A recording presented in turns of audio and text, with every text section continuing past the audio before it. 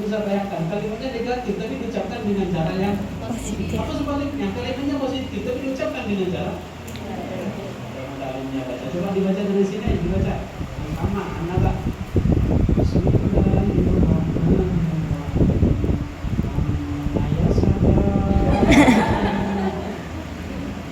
Ulang boleh nggak? Masih sabar? Nggak boleh. Baru sampai amaya saka. Dia tak ada kasih kada. Dong. Tak ada kasih kada.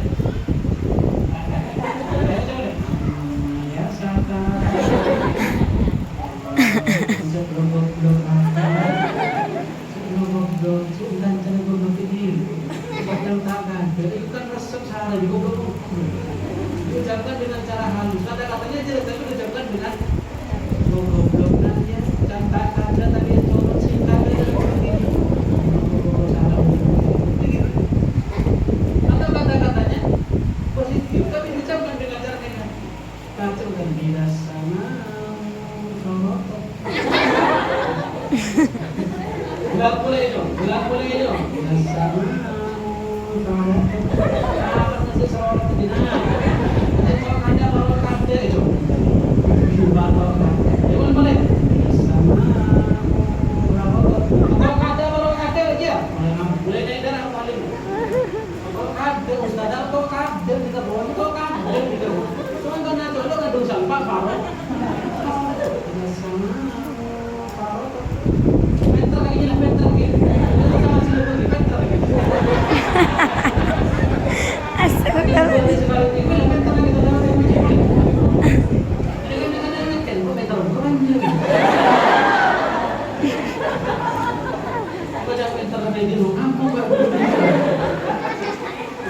Pertama waktu itu menjadi kok. Yang kedua nanti untuk mental mental kawanmu, lewatmu, masuk ke rumah karena biasa ngaji di tas kendaraan. Tidak buat begini pak. Apa yang orang berapa video? Yang benar apa? Aku lewat ngaji, banyak ngaji orang ngaji. Boleh belum bapaknya coba menenangkan di rumah. Menenangkan si bodoh makin gampang tapi bodoh ini. Jadi semakin bagus ya belum uang lagi.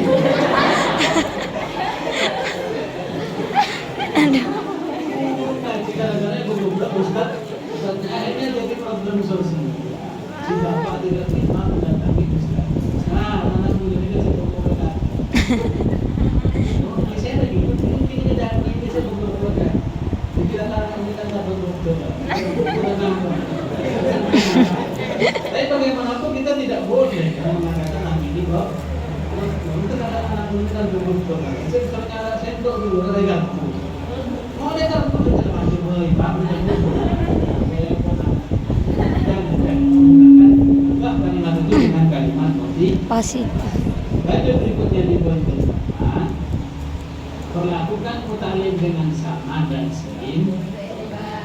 Kita yang satu mualim kita, mualim ini yang satu ini itu untuk semua mutalim kita yang ada di hadapan. Sehingga perlakuan kita kepada mereka harus sama. Memberikan pujian harus sama, ngasih tindakan juga harus sama. Jangan sampai tidak ditindak mutalim yang nakal ditindak saja tidak masalah, tapi tindakan yang tidak malu.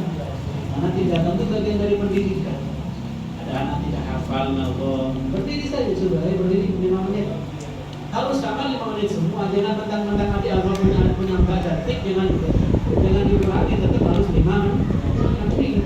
Gak boleh itu dikurangi. Yang satu jongkok karena dia punya kakak ganteng misalnya. Tidak sama ada jongkok sama duduk saja di sini. Meroleh ini kemana? Pada juga lebih pada. Meroleh ini kemana? Kosong kan itu. Kenapa? Karena sifat kita juga sama dan kita berbeda. Dan berikutnya, antisipasi kejenuhan belajar harus kita siapkan.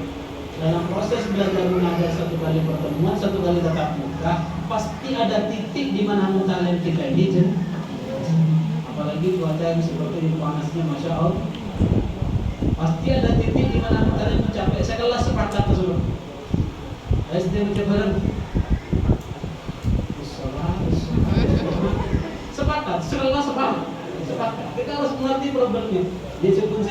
coba ada yang bedanya.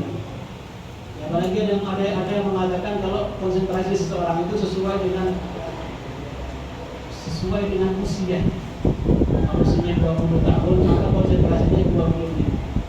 Kalau usianya 7 tahun maka konsentrasinya 7. Jadi usianya sudah 30 tahun setengah jam ini akan konsentrasi. Nah, jadi